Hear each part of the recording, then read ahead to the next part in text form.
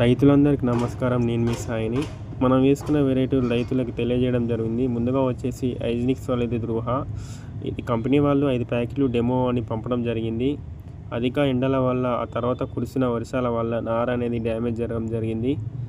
రెండో వెరైటీ వచ్చేసి spine agritech వారి పుష్ప. లాస్ట్ ఇయర్ వేయడం జరిగింది. కొంతవరకు తాలు శాతం అనేది తట్టుకుంది కాబట్టి మళ్ళీ ఈ సంవత్సరం వేయడం జరుగుతుంది.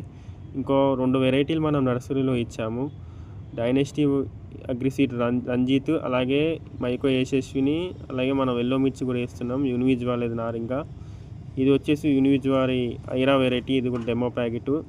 ఇది కూడా జర్మినేషన్ బాగానే వచ్చిందని చెప్పుకోవచ్చు. ఇంకోటి వచ్చేసి ఫామ్టెక్ వాళ్ళది రసంగి.